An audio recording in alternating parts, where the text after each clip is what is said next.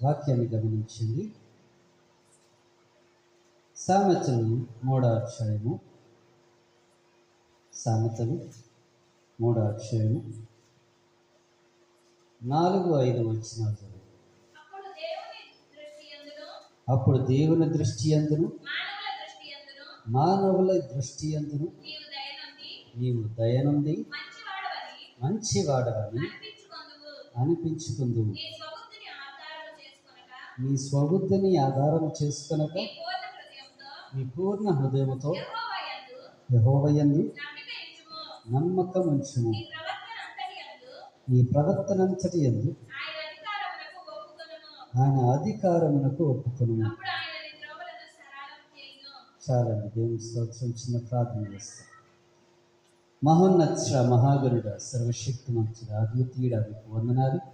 ఎత్తబడుచున్నటువంటి వాక్యాన్ని దీవించండి. వాక్యంలో మర్మం చేటపరిచి వాక్యానుసారమైనటువంటి జీవితాన్ని అయా సంఘానికి, సంఘ సభ్యులకు, కూడి వచ్చిన ప్రతి వారికి మరి మీరు దయచేయమని వాక్యం మమ్మల్ని అయా నీతి మార్గంలోను సత్య మార్గంలోను పరిశుద్ధమైనటువంటి మీ మార్గంలోనికి మమ్మల్ని నడిపిస్తూ ఉండగా ఆ మార్గంలో మీ ముందుకు సాగుటకు సహాయం దయచేయండి తండ్రి. వాక్యం అంతరంగంలోనికి వెళ్తూ ఉండగా వాక్యాన్ని ధ్యానిస్తూ ఉండగా మాకు బయలుపరిచి అయా మా జ్ఞానము కాదు కానీ నీ జ్ఞానం చేత మమ్మల్ని నడిపించమన్నారు. యేసుక్రీస్తు పరిశుద్ధ నామంలో అతి వినయంగా బ్రతిమలాడి వేడుకుంటున్నాం తండ్రి. దేవునికి స్తోత్రం కలుగునుగా. అయితే చూడండి, ఇక్కడ వాక్యాన్ని గమనించిన అంటున్నాడు. సామెతలు 3వ అధ్యాయం 4వ వచనం మొదలుకొని 6 వచనాల వరకు. అప్పుడు దేవుని దృష్టి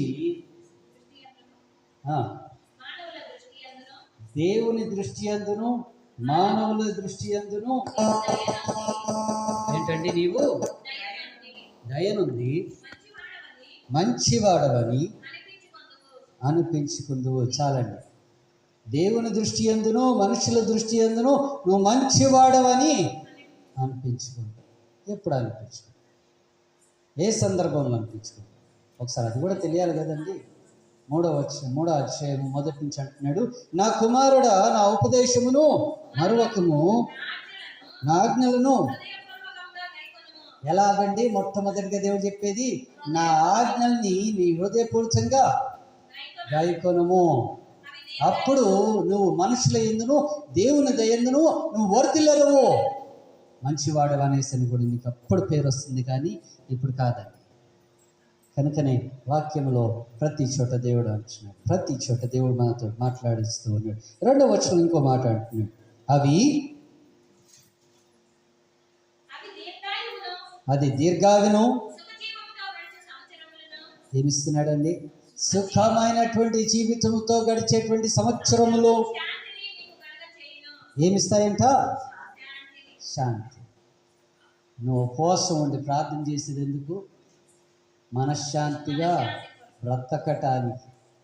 కష్టాలలో, ఇరుకుల్లో, ఇబ్బందుల్లో అన్నిట్లో నీకు సమాధానం కలిగి ఉండాలి. ఎందుకు మన జీవితంలో అది లేకుండా పోయింది, నీ జీవితంలో అది లేకుండా పోయింది అంటే ఇగో ఇక్కడ అంటున్నాడు, నా ఆజ్ఞల్ని నీ హృదయపూర్వకంగా నువ్వు అంగీకరించలేదు, గైకొనలేదు, నడుచుకొనలేదు గనకనే నీ జీవితంలో మొట్టమొదటిగా శాంతి పోయింది, సమాధానం పోయింది, నెమ్మది పోయింది. ఒకరి తర్వాత ఒకటి నీ జీవితం నుంచి కోల్పోతూనే ఉంది. తర్వాత అంటున్నాడు చూడండి, 3వ వచనం, దయను సత్యమును ఎవడును ఎన్నడును విడచిపోనీయకము, వాటిని కంఠాభూషణముగా ధరించుకును. నీ హృదయమును పలక మీద వాటిని రాసుకొనుము. స్తోత్రం కలుగునుగాక. ఇక్కడ అంటున్నాడు, ఏమనంటున్నాడు? దయను సత్యమును ఏవి కూడా నిన్ను విడిచిపోనీయకము. దయను సత్యం, దేవుని యొక్క దయ మన మీద ఉండాలి. దయ అని పేరు పెట్టుకున్నంత మాత్రాన దేవుని యొక్క దయ నా మీద ఉందని అనుకోవద్దు. నా పేరు సొలొమోను కనుక దేవునికి జ్ఞానం నాకుందని అనుకోకూడదు. నా పక్కన ఉన్న అబ్బాయి పేరు దావీదు కదా అనేసని అతను దావీదు లాంటి వాడు అనేసని అనుకోకూడదు. హల్లెలూయా. ఎవరైనా ఎప్పుడైనా ఎటువంటి సందర్భంలో అయినా ఆ పేరు పెట్టుకున్నామే కానీ ఆ పేరు తగ్గినట్లుగా జీవించిన వాళ్ళం కాదు ఈ రోజుకి ఇప్పటికీ. కనుక ఇక్కడ అంటున్నాడు, దయను సత్యమును ఎన్నడూ నిన్ను విడిచిపోనీయకము అంటూ ఏమని అంటున్నాడు, వాటిని నీ కంఠాభూషణముగా ధరించుకొనుము, నీ హృదయం అనబడినటువంటి పలక మీద వాటిని రాసుకొనుము. అప్పుడు దేవుని దయందును మనుషుల దయందును నీవు వర్ధిల్లదువు, మంచివాడు అనేసని నీవు ఒక పేరు పిలిపించుకుంటా. ఈ అబ్బాయి లేదా ఈ అమ్మాయి దేవునిలో ఉందండి. ఒక సంబంధం చూడడానికి వెళ్తే కనుక అంటారు, అబ్బాయి దేవుణ్ణి నమ్ముకున్నోళ్ళేనా, అమ్మాయి దేవుణ్ణి నమ్ముకున్నోళ్ళేనా అనేసారు అంటారు. ఏంటండి దేవుని నమ్ముకోవడం ఏంటి? నాకు అర్థం కావట్లేదు. దేవుని నమ్ముకోవడం ఏంటండి? దేవుడు ఉన్నాడు లేడని కాదు, నమ్ముకోవడం ఏంటి? ఆయన సొంత రక్షకునిగా అంగీకరించారు. Okay fine. సొంత రక్షకునిగా అంగీకరించుకుంటే ఆ రోజు దేవుడు అబ్రహామును పిలుచుకున్నప్పుడు ఆదికాండం 13వ అధ్యాయంలో 12-13 అధ్యాయం అక్కడ పిలుచుకున్నప్పుడు ఏర్పాటు చేసుకున్నప్పుడు తనని కలలో దర్శి మాట్లాడించినప్పుడును ప్రతి చోట దేవుడు చెప్పిన అల్లా చేసుకుంటూ వచ్చినాడు. కనుకని దేవుడు తనని ఏం చేసినాడు, ఆయన యొక్క అభివృద్ధిని చూడొచ్చు. లోటు కూడా అలాగే నడుచుకున్నాడు కనుక తన యొక్క జీవితంలో అభివృద్ధిని చూసినాడు. అదే కాదు, యాకోబు కూడా అలా నడుచుకున్నాడు కనుకని అభివృద్ధిని చూసినాం. అవన్నీ కాక యాకోబు యొక్క కుమారులు 12 మంది కుమారులు అవిధేయత కలిగి ఉన్నను ఒక్కడేనండి, యోసేపు. విధేయత కలిగి మోసం చేద్దామని చూస్తున్నారు. ఎవరిని మోసం చేద్దామని? మోసగాడినే. ఎవరండి మోసగాడు? యాకోబు. మోసగాడినే మోసం చేద్దామని చూసినాడు. ఆ మోసగాడే దేవుని దగ్గర నమ్మకంగా ఉన్నాడు కనుక దేవుడు తన పేరు ఇజ్రాయిలు అని పేరు పెట్టినాడు. అంటే ఈ రకంగా చెప్పండి, ఇజ్రాయిలీలు అని అంటే ఏమని పిలిచేవాళ్ళు పాత రోజుల్లో? మోసగాడు. ఇప్పుడు చెప్తారా అండి మోసగాడని? ఎందుకు చెప్పరు? దేవుడు వాళ్ళ యొక్క అవమానమును తీసేసాడు, పేరుని మార్చినాడు. హల్లెలూయా. కనుక దేవుని యొక్క వాక్యం సెలవిస్తూ ఉంటుంది ప్రతి చోట. మనం ఎలాగైతే నడుచుకుంటూ ఉంటామో దేవుడు కూడా మన యొక్క కార్యములు అటు విధంగానే చేస్తాడు. అంతేకాని మన యొక్క దాన్ని బట్టి కాదు. కనుక దేవుని యొక్క వాక్యం సెలవిస్తుంది. మనము అంత భయము భక్తి కలిగి ఉన్నామా దేవుడు మన పక్షాన అటు విధంగా న్యాయంగా నడుచుకోవడానికి అనేసరి 5వ వచనం ఒకసారి చదువుతుంటున్నాడు. అక్కడ నీ స్వబుద్ధిని ఆధారం చేసుకునక నీ పూర్ణ హృదయంతో ఎవరి యందు నమ్మకం ఉంచుమో? దేవుని యందు, యెహోవా యందు. పాత నిబంధన గ్రంథంలో కీర్తనలో ఎన్నిసార్లు వస్తుందని చెప్పానండి? దాదాపుగా 40 సార్లు అనేసాను. ఇక్కడ సామెతల్లో 4-5 సార్ల కంటే ఎక్కువ కనిపించదు యెహోవా అనబడినటువంటి పేరు. హల్లెలూయా. అలాగన ఇక్కడ చూడండి అంటున్నాడు 3వ అధ్యాయం 5వ వచనాన్ని మనం గమనిస్తే కనుక జనరల్గా మన డైరెక్షన్స్ అన్నీ కూడా ఎటు తీసుకొని మనం వెళ్తూ ఉన్నాయంటే మన యొక్క స్వబుద్ధిని ఆధారం చేసుకొని నడుచుకుంటున్నాం. ఎవరి బుద్ధినండి? స్వబుద్ధిని, నా సొంత బుద్ధిని, నా సొంత ఆలోచనను కలిగి నడుచుకుంటున్నాం. సంతోషం. కానీ అన్ని విషయాల్లో అది మంచిదై ఉండాలి. దేవుని దృష్టికినూ మంచిదై ఉండాలి. నీ దృష్టికే కాదు, ఎదుటి వారి దృష్టికే కాదు, కొంతమంది వారికే కాదు, అందరి దృష్టికి అది మంచిదై ఉండాలి. హల్లెలూయా. అలా నడుచుకోవాలనేసని దేవుడు అంటూ ఉన్నాడు. కనుకనే ఒకసారి నిర్గమకాండము 14వ అధ్యాయం 31వ వచనం ఒకసారి చదువుతాం. యెహోవా ఐగుప్తీయులకు చేసిన గొప్ప కార్యమును గొప్ప కార్యము ఇశ్రాయేలీయులు చూసిరి కనుక ఇశ్రాయేలీయులు చూసిరి కనుక ఆ ప్రజలు ఆ ప్రజలు యెహోవాకు భయపడి యెహోవా యందును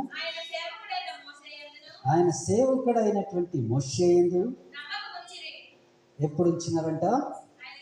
దేవుని కార్యములను చూసినారు గనుకనే ఇజ్రాయేలీయులకి దేవుడు అన్నటువంటి భయము కలిగింది. అంతకుముందు ఏముంది? భయము లేదు, భక్తి లేదు. హల్లెలూయా. ఏంటండి? కరువు వచ్చినటువంటి సందర్భంలో ఎప్పుడన్నా ఆది కాండంలో యాకోబును వారి యొక్క 12 కుమారులు కలిసి ఉంటున్నటువంటి సమయంలో, అక్కడ కరువు వచ్చినటువంటి సమయంలో ఏం చేస్తున్నారండి? అప్పటికి యోసేపుని అమ్మేశారు. ఏంటండి? ఐగుప్తు దేశానికి యోసేపుని అమ్మేశారు. కరువు వచ్చింది కదా అనేసని ఎక్కడెక్కడ భోజనం దొరుకుద్దో, ధాన్యం దొరుకుద్దో అనేసని వెతుక్కుంటూ పలానా ఐగుప్తు దేశంలో కావాల్సినంత విస్తారమైనటువంటి ఆహారం ఉన్నది కనుక పదండి వెళదాం అనేసని వాళ్ళందరూ కదిలి వెళ్తూ ఉండగా ఏం జరిగిందండి? అక్కడ తమ్ముడు గమనించాడు, వచ్చినది అన్నలు. అయ్యా, మీకు ఇంకా తమ్ముడు ఉండే కదా, ఆ తమ్ముడు పేరు ఏంటి అని అంటే చెప్తున్నారు. ఒక్కో తమ్ముడు పేరు చెప్తున్నారు. మీరు ఇంతమంది కదా, ఇంకొక అతను ఉండే కదా, అతను ఏమైనాడు?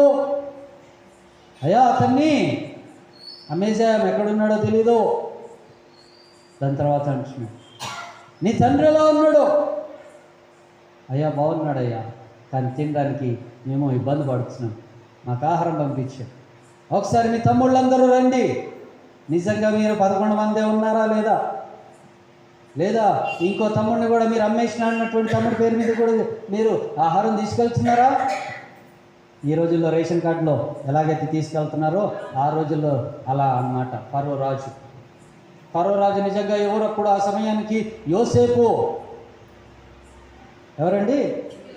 యోసేపు ఆ యొక్క ధాన్యానికి అధిపతిగా ఉన్నాడు. ఆ ఫరో అతన్నే పెట్టినాడు. ఎందుకంటే దేవుడు ఇచ్చినటువంటి జ్ఞానం అతనికి అంత మంచిది. దేవుని అందు భయభక్తులు కలిగి ఉన్నాడు. మనుషుల దృష్టికి భయభక్తులుగా ఉన్నాడు కనుక రాబోయేటువంటి కరువును దేవుడు ముందుగానే అక్కడ ఉన్నటువంటి యోసేపుకి దర్శనములో దాని యొక్క వివరము అక్కడ చెప్పినాడు.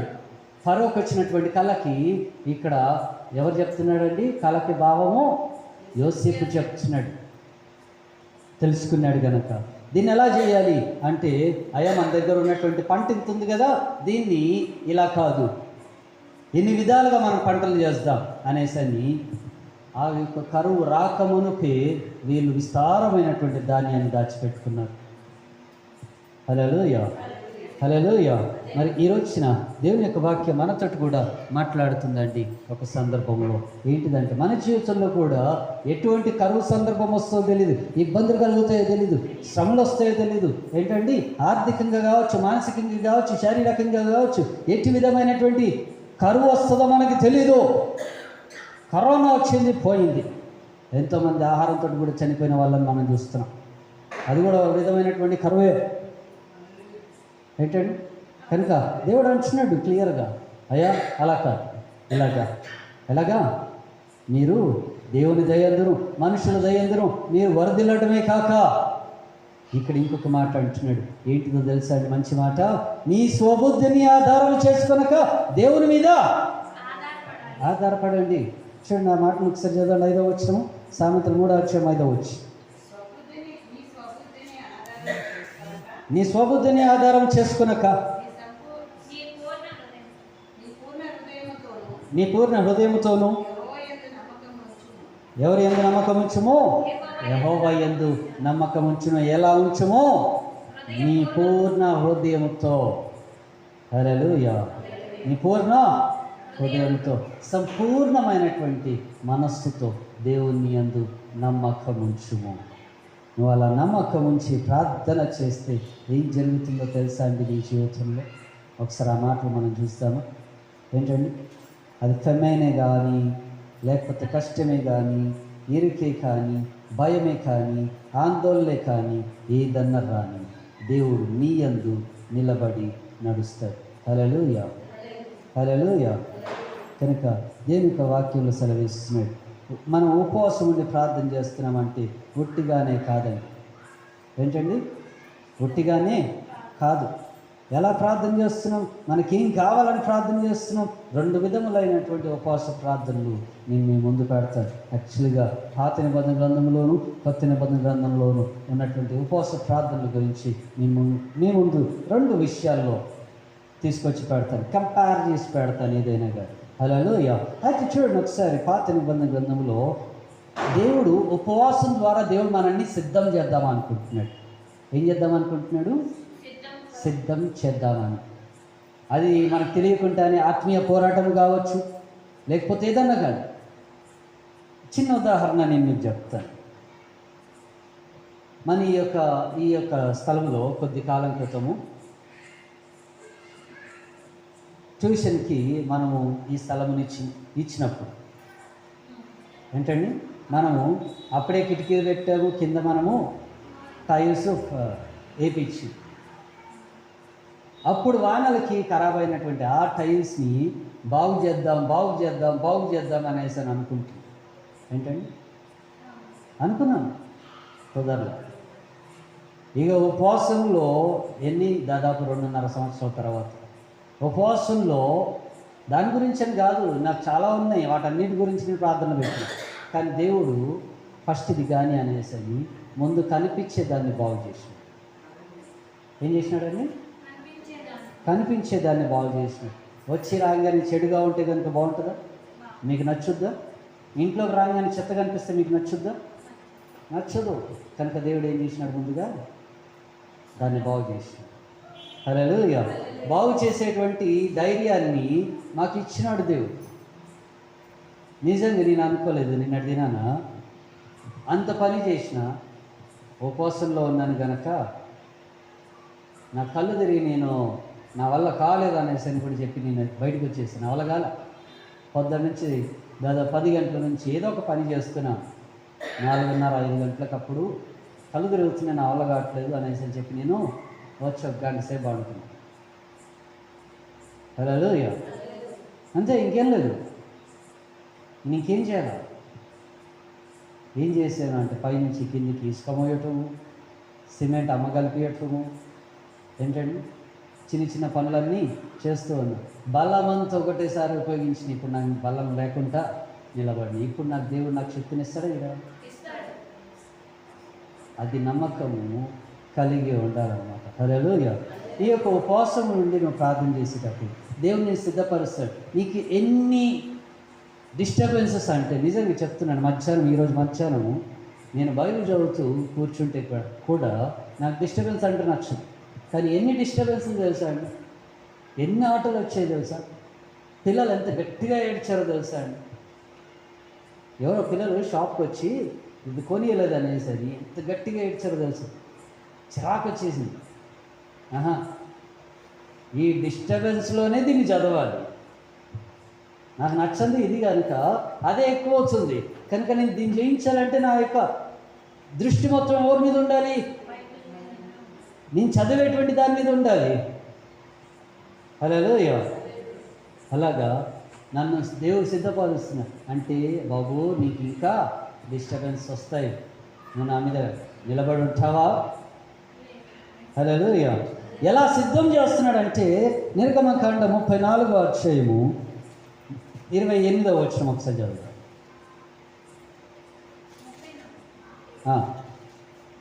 నిర్గమకాండము 34వ అధ్యాయము 28వ వచనం.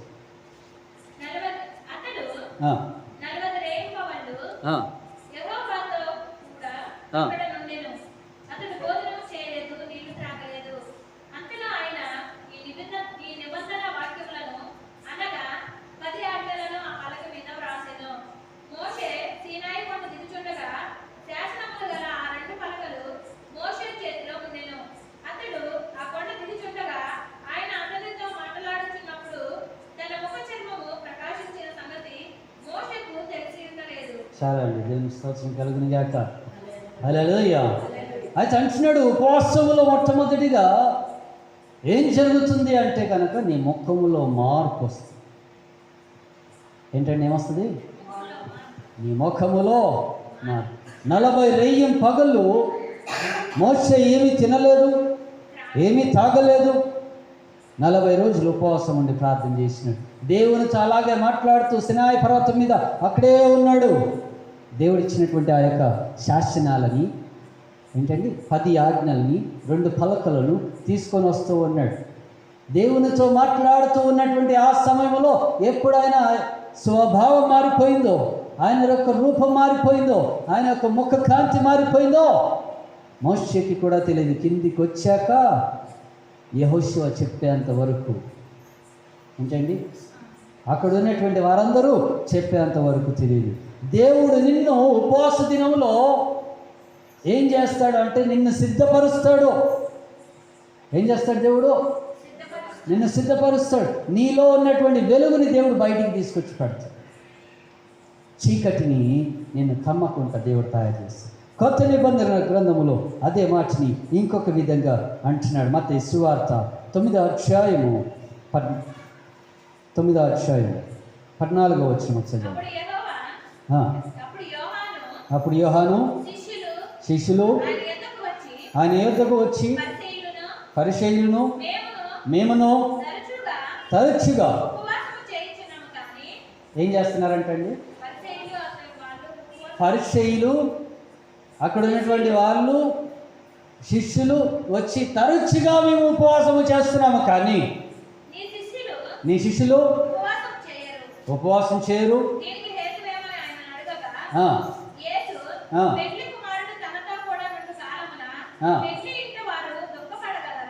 చాలా దేవుని స్తోత్రం. ఎంత మంచి మాట అన్నాడు చూడండి. అయ్యా మేమైతే ఉపవాసం ఉండి ప్రార్థన చేస్తున్నాం, మీ శిష్యులు ఎందుకు చేయట్లేదు? కారణం ఏంటిది అని అంటే చాలామంది ఈ రోజుల్లో సంఘాల్లో ఉపవాస ప్రార్థనలు ఎందుకు చేయరంటే, ఇందుకే దేవుడు మాతో ఉన్నాడు కనుక నేను ఉపవాసం ఉండి ప్రార్థన చేయను. నిజమేనండి. ఆది కాండములో అబ్రహాము దగ్గర దేవుడు ఉన్నాడు కనుక దేవుడి యొక్క మాటని ఉన్నట్టుగా పాటించినాడు కనుక అబ్రహాము ఎప్పుడు ప్రార్థించినట్లుగా మనం చూడలేదు. దహన బలి అర్పించినాడు, కృతజ్ఞతాస్తుతులు అర్పించినాడు, దేవునికి ప్రతి దాంట్లో చేయవలసినటువంటి అన్నిటినీ చేసుకుంటూ వచ్చినాడు కనుక దేవుడు తనకు తోడుగా ఉండి నడిపించినాడని మనం అక్కడ చూడవచ్చు. దేవుని స్తోత్రం కలుగునుగాక. మరి ఈ రోజున క్రైస్తవులుగా పిలువబడుతున్నటువంటి మనమందరము ఉపవాసం ఉండి ప్రార్థన చేయాలి. ఎందుకంటే మనము రూపాంతరము చెందాలి, మన యొక్క మనస్సు మార్చుకోవాలి, మన యొక్క బుద్ధిని మార్చుకోవాలి, మన యొక్క ఆలోచన మార్చుకోవాలి కనుక. రెండవది మరొకసారి గమనించుకుందాం. రెండవది ఎందుకు దేవుడు మనల్ని మార్చాలనుకుంటున్నాడు అని అంటే కనుక యెషయా 58వ అధ్యాయము 3వ వచనం మనం చదువుతాం. యెషయా 58వ అధ్యాయము 3వ వచనం. మేము ఉపవాసం ఉండగా నీవెందుకు చూడవు?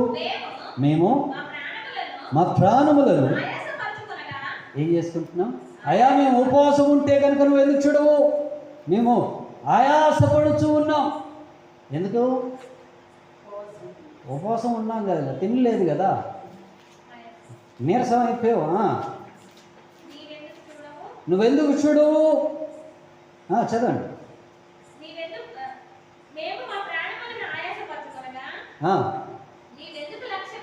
నీవెందుకు లక్ష్య పెట్టవు అని అందరూ మీ ఉపవాస దినమున మీరు ఏం చేస్తారండి? మీ వ్యాపారం మీరు చేస్తున్నారు. మీరు మీ పనివారి చేత కఠినమైనటువంటి పని చేయిస్తారు. మీరు కలహపడుచు వివాదము చేయించు అన్యాయంగా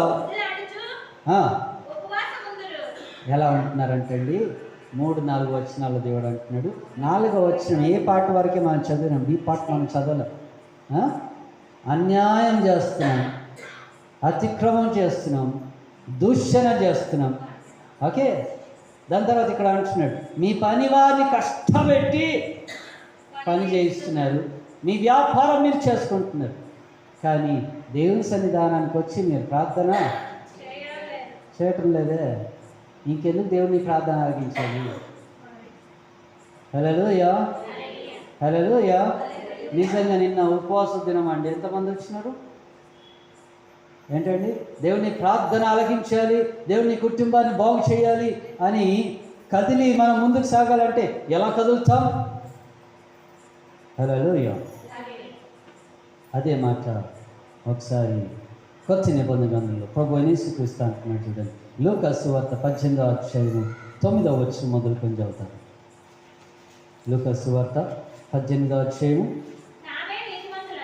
తామే నీతిమంతులమని తాము నమ్ముకున్న ఇతరులను తృణీకరించు కొందరితో ఆయన ఈ ఉపమానం చెప్పను. ప్రార్థన చేయుటకై ఇద్దరు మనుషులు దేవాలయమునకు వెళ్ళిరి. వారిలో ఒకడు ఫరిసీయుడు, ఒకరు సుంకరి.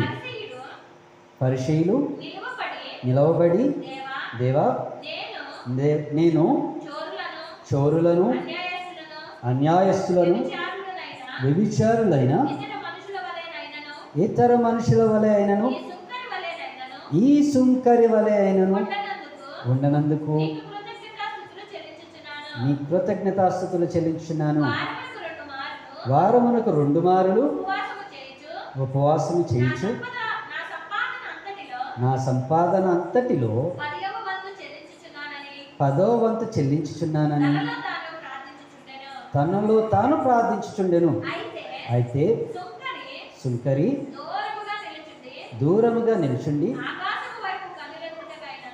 ఆకాశం వైపు కనులెత్తుటైనను ధైర్యము చాలక రొమ్ము కొట్టుకొనుచు, దేవా, పాపినైన నన్ను కరుణించినని పలికెను. అతని కంటే ఇతడు నీతిమంతుడిగా తీర్చబడి తన ఇంటికి వెళ్ళనని మీతో చెప్తున్నాను. తను తాను హెచ్చించుకునేవాడు తగ్గింపబడిననియు, తను తాను తగ్గింపుకునేవాడు హెచ్చింపబడిననియు చెప్పాను. దేవుని స్తోత్రం కలుగును గాక. అయితే అంటున్నాడండి, ఉపవాసం ఎందుకు చేయాలి అని అంటే మనది మనం తగ్గించుకోవడానికి, దేవుని మనం ఘనపరచడానికి, దేవుని యొక్క నామాన్ని గొప్ప చేయటానికి. హల్లెలూయా, హల్లెలూయా. అయితే ఇక్కడ పరిసయ్యును, ఇంకో పక్కన సుంకరిను ప్రార్థన చేస్తూ ఉన్నాడు. ఏమని ప్రార్థన చేస్తున్నాడండి? అయ్యా, దొంగల్లాగా నన్ను తయారు చేయలేదు, వ్యభిచారుల వల్లే నన్ను తయారు చేయలేదు, మోసగాళ్ళలాగా తయారు చేయలేదు, మిగతా అన్యాయం చేసేటువంటి వారందరితో పోలిస్తే కనుక నన్ను అలా తయారు చేయలేదు కనుక మీకు స్తోత్రములయ్యా, అయ్యా నన్ను కాపాడినందుకు మీకు వందనాలు అని కృతజ్ఞతాస్తుతులు చెల్లించుకుంటూ, అయ్యా నేను మీకు ఎప్పటికప్పుడు దశం భాగం ఇచ్చేసుకుంటూ ఉన్నాను, ఇచ్చుకునేటువంటి శక్తి సామర్థ్యాలు నాకు ఇచ్చారు, అందుని బట్టి మీకు వందనాలని చెప్పుకుంటూ ఉన్నటువంటి పరిసయ్యుడి యొక్క ప్రార్థనకు వైపు సుంకరి ప్రార్థన. ఏం ప్రార్థన అండి? సుంకరి చేసినటువంటి ప్రార్థన. అతను దేవుని యొక్క సన్నిధానంలోనికి రావడానికి కూడా తనలో భయం కలిగినది. ఎందుకో తెలుసా? తనలో ఉన్నటువంటి పాప పశ్చాత్తాపమైనటువంటి హృదయం, పాపము పశ్చాత్తాప పడేటువంటి హృదయం. ఆ హృదయం ఉన్నది గనక ఏమైందండి? తను దేవుని యొక్క సన్నిధానానికి వెళ్ళడానికి భయం. ఆ భయంతో ఆయనను కొద్దిగా వెనకాలే ఉండి ఏం చేస్తున్నాడు? కొద్దిగా వెనకాలే ఉండి, దేవుని యొక్క సన్నిధానంలో వెనకాలే ఉండి, అంటే ఈ రోజున అందరు వెనక్కి కూర్చున్నారు కదా అనేసి అని మీ అందరికి భయం అని చెప్పట్లా. ఏంటండి, దగ్గర కూర్చోడానికి ఫ్యాన్ లేదు కనుక ఏంటండి, ముందు కూర్చుంటే ఏం లేదు, ఫ్యాన్ లేదు. మరి నా దగ్గర ఏమన్నా ఫ్యాన్ ఉందా? ఇంకేమైనా ఉందా నా దగ్గర? ఏంటంటే ఏం లేకున్నా కానీ దేవుడు నాకు ఇచ్చినాడంటే ఏంటిది? నడిపింపు, అనుగ్రహము. హల్లెలూయా. అతిశయుడు ఇక్కడ అంటున్నాడు, ఏమని అంటూ ఉన్నాడు? అయ్యా, ఇటువంటి సుంకరి ప్రార్థన చేయండి, తగ్గింపు కలిగినటువంటి ప్రార్థన, పశ్చాత్తాపపడేటువంటి ప్రార్థన, పాపం ఉన్న పాపము, చేసిన పాపము ఒప్పుకునేటువంటి ప్రార్థన, ఒప్పుకోలు ప్రార్థన. ఈ ప్రార్థన వలన మన యొక్క చెప్పాలండి మన యొక్క జీవితము బాగుపడుతుంది, మార్చబడుతుంది. దేవుని స్తోత్రం కలుగును గాక. ఇది ఉపవాస ప్రార్థన. దేవుడు అడిగింది. దేవునితోటి మోషేకి కలిగి ఉన్నటువంటి సందర్భాలు ఏమిటి అంటే కనుక, అయ్యా నువ్వు ఏ పాపము చేయక, అతిక్రమము చేయక నువ్వు ఉన్నావు, 40 రేయి పగలు నువ్వు దేవునితో గడిపినావు కనుక నీ ముఖ చిత్రము మారినది. ఈరోజు మనం కూడా 21 రోజులు నాతో పాటు ఎంతమంది ఉపవాసం ఉండి ప్రార్థన చేస్తున్నాను తెలియదు. మీ ముఖ చిత్రాలు ఏమవ్వాలి? మార్పు చెందాలి, ప్రకాశము రావాలి. యెషయా 60:1 చెప్పబడినట్లుగా లెమ్ము తెచ్చరులేమో నీ మీదికి నా యొక్క వెలుగు వచ్చి ఉన్నది అన్నటువంటి మాట నెరవేరు పగునుగా.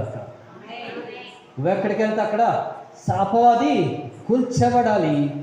నువ్వెక్కడికి వెళ్తే అక్కడ అపవాది పారిపోవాలి. నువ్వే ఇంటికి వెళ్తే ఆ ఇంట్లో సంఖ్యల్లో తెగిపడాలి. నీ ఇంట్లో ఉన్నటువంటి సొంత సంఖ్యల్లో తెగిపడాలి అన్నటువంటి ప్రార్థన నువ్వు చెయ్యాలి. హల్లెలూయా. సుంకరి ఈ ప్రార్థన చేసినాడు గనుకనే ఏమంటున్నాడు? ఎవరు సంతోషంగా వెళ్ళినాడంట? సుంకరి వెళ్ళినాడా, లేకపోతే అక్కడ ఉన్నటువంటి పరిసయ్యుడు వెళ్ళినాడా? దేవుడు ఎవరు ప్రార్థన ఆలకించినాడు? పశ్చాత్తాపడినటువంటి ప్రార్థన దేవుడు ఆలకించినాడు. ఇద్దరిలో ఎవరు పశ్చాత్తాపడ్డారు? ఈరొచ్చిన నువ్వు నేనైనను ఎటువంటి ప్రార్థన మనం చేస్తాం. అందుకే సామెతల్లో మనం చదివినటువంటి మాట ఏంటండి? సామెతలు 3వ అధ్యాయం. ఒకసారి ఆ మాటను చూడండి. సామెతలు 3వ అధ్యాయం 5వ వచనం. నీ స్వబుద్ధిని ఆధారము చేసుకొనక నీ పూర్ణ హృదయముతో యెహోవా యందు నమ్మకము ఉంచుము. దేవుని అంత నమ్మకం ఉంచి. అక్కడ ఎవరండి? సుంకరి వచ్చినాడు, ముందుకి పశ్చాత్తాపడినాడు, సంతోషంగా తిరిగి వెళ్ళినాడు. 6వ వచనం అంటున్నాడు, నీ ప్రవర్తన అంతటిలో ఆయన అధికారమునకు ఒప్పుకొను, అప్పుడు ఆయన నీ త్రోవలను ఏం చేస్తాడంట? అప్పుడు దేవుడు నీ మార్గములన్నీ సరళం చేస్తాడు. అంటే సుంకరి సంతోషంగా ఇంటికి వెళ్ళినాడు కదా, దేవుడు తన మార్గాన్ని సరళం చేసినాడా లేదా? దేవుడు నీ యొక్క ఇంటి మార్గాన్ని కూడా సరళం చేయనుగాక. ఏంటంటే నువ్వు ప్రార్థన చేస్తేనంట దేవుని యొక్క దూతలు వచ్చి నీ ప్రార్థన తీసుకొని పోవాలంట. నీ ప్రార్థన చేస్తేనంట దేవుని యొక్క దూతలు సిద్ధంగా ఉండాలంట. ఎప్పుడెప్పుడు నా కుమారుడు, ఎప్పుడెప్పుడు నా కుమార్తె ప్రార్థన చేస్తున్నాడు, ఎదురు చూడాలంట దేవదూతలు. నీ ప్రార్థన అట్లా ఉండాలి. హల్లెలూయా. మన ప్రవర్తన అంతటిలో కూడా మన దేవునికి అప్పగించుకుంటే ఏంటండి, మన ప్రవర్తన అంతటిలో దేవునికి మనము సబ్మిట్, మనంతలో మనం దేవునికి సమర్పించుకుంటే అప్పుడు దేవుడు మన మార్గములన్నిటినీ ఆయనే చేపట్టి నడిపిస్తాడు. హల్లెలూయా, హల్లెలూయా. అందుకే అంటాడు కదా, ఒక దైవజనుడు పాట రాశాడు, నేను వెళ్ళేటువంటి మార్గము నా యేసుకే తెలియదు, శోధింపబడిన మీదట నేను ఎప్పుడు నువ్వు సువర్ణంగా మారుతున్నావు. ఎప్పుడు నువ్వు మారుతున్నావని ఏంటండి? శోధింపబడిన మీదట అంటే నీ శోధన నిన్ను విడిచిపోదంట, నీ బాధ నిన్ను విడిచిపోదంట, నీ ఇబ్బంది నిన్ను విడిచిపోదంట. ఎందుకు తెలుసా? సామెతలు 3వ అధ్యాయంలో అక్కడ చెప్పబడినటువంటి మాట, నేను ఇచ్చినటువంటి ఆజ్ఞల్ని నీ హృదయానుసారంగా నువ్వు నడుచుకుంటే ఏ అపాయం నీ దాకా రాదు. నీ సంతోషాన్ని తీసుకెళ్లరు, నీ ఇబ్బందులు తీసుకెళ్లరు, నీ శాంతిని తీసుకెళ్లరు. హల్లెలూయా. ఏంటంటే ఒకసారి ఆ మాటను చదువుతారా? సామెతలు 3వ అధ్యాయము 2వ వచనం అనుకుంటా. దీర్ఘాయును ఏంటిదండి? దీర్ఘాయును, సుఖమైనటువంటి జీవితంతో గడిపేటువంటి సంవత్సరములను, శాంతిని నీకు కలుగచేయును, దయను సత్యమును సత్యమును ఎన్నడును ఎన్నడును నిన్ను నిన్ను విడిచిపోనీయకుము. విడిచిపోనీయకము. వాటిని వాటిని కంఠభూషణముగా కంఠాభూషణముగా ధరించుకొనుము. ధరించుకొనుము. నీ హృదయమున పలక మీద నీ హృదయం అనబడిన పలక మీద వాటిని వ్రాసుకొనుము. వాటిని రాసుకొని అప్పుడు అప్పుడు దేవుని దయయందును చాలండి చాలండి 2-3 వచనాలు అంటున్నాడు. ఏమంటున్నాడండి? అయ్యా ఏమంటున్నాడు? నేనిచ్చినటువంటి ఆజ్ఞల్ని నువ్వు ఎప్పుడు విడిచిపెట్టకుండా ఏంటండి? మొట్టమొదటిగా దేవుడు దీర్ఘాయుష్నిస్తా అంటున్నాడు. ఏమిస్తా అన్నాడు? దీర్ఘాయుష్నిస్తా అన్నాడు. రెండో దేవుడు ఏమిస్తా అన్నాడు? చూడండి, సుఖముతో గడుచు సంవత్సరములు దేవుడు నీకు ఇస్తా అన్నాడు. మూడోది దేవుడు శాంతిని కలుగజేస్తానన్నాడు. నాలుగోది దేవుడు దయను అంటున్నాడు. ఐదో దేవుడు సత్యమును అంటున్నాడు. ఈ 5 లక్షణాలు దేవుడు ఇస్తా అంటున్నాడు. నీ యొక్క ఆజ్ఞల్ని పాటించి నడుచుకుంటే, ఉపవాస ప్రార్థనలో నువ్వు మార్పు చెందితే, దేవుని యొక్క పోలిక చొప్పున నువ్వు మార్చబడినప్పుడు అప్పుడు నీ జీవితంలో ఇవన్నీ కలిగి ఉంటాయి. ఇప్పుడు చెప్పండి, ఎంతమంది జీవితంలో సంతోషం ఉంది? ఎంతమంది జీవితంలో ఆనందం ఉంది? ఎంతమంది జీవితంలో దీర్ఘాయుష్తో కూడినటువంటి జీవితం ఉంది? సుఖమైనటువంటి జీవితం ఎంతమంది జీవితాల్లో ఉంది? ఎంతమంది కుటుంబాల్లో ఉంది? చెప్పండి. ఎవరి జీవితం లేదు. ఎందుకు? మనం ఈ యొక్క ఆజ్ఞల్ని పాటించడమే లేదు కదా. ఇంకేటి నుంచి వస్తుంది? పాటిస్తున్నామా? చెప్పండి. మన ఆజ్ఞల్ని పాటిస్తే దేవుడు మనకు అది ఇస్తాడు. ఈ యొక్క చివరి వారంలో మనం ఉంటున్నాం కనుక దేవుడు మనకి ఇచ్చేటువంటి గద్దింపునైనా నడిపింపునైనా మనం స్వీకరించి ఆ మార్పును మనము తీసుకొని ముందుకి వెళదాం. దేవుడి మాటలు దీవించునిగాక. చిన్న ప్రార్థన చేస్తాం, ముగించుకుందాం. మహోన్నత మహాగణుడా, సర్వశక్తిమంతుడా, ద్వితీయుడా, ఆది సంభూతుడా, రాజుల రాజా, ప్రభుల ప్రభువా, నిత్యుడికి తండ్రి, సమాధానాధిపతి, మీకు వందనాలు తండ్రి. ఈ సమయంలో ఎత్తబడినటువంటి వాక్యాన్ని దీవించి వాక్యానుసారమైనటువంటి జీవితాన్ని మా అందరికీ దయచేయమని అడుగుచిన అడ్డగించిన ప్రతి ఒక్క చీకటి సాతాను శక్తిని ఫలించి తండ్రి, యొక్క సమయంలో నాయన ఎత్తబడినటువంటి ఈ యొక్క వాక్యము ప్రతి ఒక్కరి యొక్క వినికిడిని వారి యొక్క హృదయంలో, వారి యొక్క మనస్సుల్లో చొచ్చుకొని పోవునుగాక. అయ్యా, వాక్యానుసారమైనటువంటి జీవితాన్ని అందరికీ దయచేసి మీరు తోడుగా నీటిగా నడిపించి మీ యొక్క సన్నిధానంలో మీ సాక్షులుగా స్థిరపరిచి నడిపించమని అడుగుతుంది తండ్రి. ఈ యొక్క సమయంలో తండ్రి తిరిగి వెళ్తుండగా మా అందరి చుట్టూ మీకు అభిపించినవి మా మధ్య పెట్టబడినటువంటి యొక్క ప్రార్థన విజ్ఞాపనలన్నిటిని బట్టి ప్రార్థిస్తూ ఉన్నా. అయ్యా, పంపబడినటువంటి ప్రేయర్ రిక్వెస్ట్లు అన్నిటి బట్టి ప్రార్థిస్తూ ఉన్నా. ప్రతి ఒక్క ప్రార్థన విజ్ఞాపన యేసుక్రీస్తు నామములో నెరవేరపగునుగాక. అయ్యా, ఏ సంఖ్యలు అయితే వేయబడి ఉన్నాయో ప్రతి ఒక్క సంఖ్యలు తెంచబడునుగాక. ఏ యొక్క తన రాజ్యనైనా అయా సమస్యలు అయితే చుట్టుముట్టి ఉన్నాయో ప్రతి ఒక్క సంఖ్యలు పటాపంచలగునుగాక. అంధకారంలో ఉన్న వారికి విడుదల కలుగునుగాక. చీకట్లో ఉన్న వారి మీద వెలుగు ప్రకాశింపబడునుగాక. అయా, అపవాది చేత, తంత్రముల చేత, అపవాది సాతాను శక్తులతో, అయా చిల్లం శక్తులతో నాయన పీడింపబడుతున్న ప్రతి ఒక్కరికి యేసుక్రీస్తు పరిశుద్ధ నామములో విడుదల కలుగునుగాక. అయా, గొప్ప విజయము దయచేయండి. అయా, ఉపవాసం నుండి ప్రార్థన చేసేటప్పుడంట ఏ పని చేయకూడదన్నారు. అయా, ఏ బిజినెస్ చేయకూడదన్నారు, ఏ వ్యాపారం చేయకూడదన్నారు. మా కింద ఉన్న పని వాళ్ళని కష్టపెట్టద్దన్నారు. అయ్యా, ఎవరి గురించి నేను తప్పుడుగా ఆలోచించకూడదన్నారు. ఎవరి గురించి తప్పుడుగా మాట్లాడకూడదన్నారు. అయ్యా, తన రాచిన అయ్యా కష్టపెట్టకూడదన్నారు. తండ్రి, తగ్గింపు కలిగిన ఆయన ఉండాలనేసి అన్నారు. తండ్రి, ఇది మొదలుకొని అయ్యా ఈ యొక్క ఉపవాస దినముల్లో ప్రతి ఒక్కరు నాయన ఇటు విధంగా మేమందరము నడుచుకునే సహాయం దయచేయండి. అయ్యా, ప్రతి ఒక్కరూ తండ్రి దీర్ఘాయుష్ను, సుఖమైనటువంటి జీవితమును, అయా శాంతియు, దయను, ఆయా తన రాజు అదేవిధంగా తన రాజు ఆయన మరి మీ అందు తన రాజు సంతోషమును, శాంతియు కలిగి ఉండుటకు సహాయం దయచేయండి.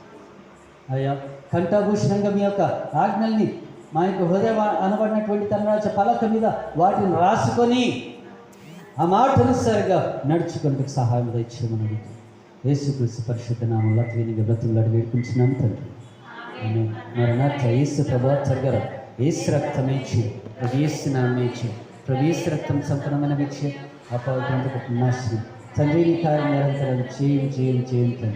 ఆమె తండ్రి యొక్క ప్రేమ యొక్క కుమారుని యేసుక్రీస్తు యొక్క కృపా పరిశుద్ధాత్మకుని సహవాసము కూడి వచ్చిన సంఘానికిను సంఘ సభ్యులకును రాలేకపోయిన వారికిను ఉపవాసం చేస్తున్న ప్రతి ఒక్క బిడ్డలకును ఆన్లైన్లో వీక్షించిన ప్రతి ఒక్క బిడ్డకి సదాకాలం తోడు నేడుగు నడిపించనుగాక. అందరికీ వందనాలండి. Praise the lord.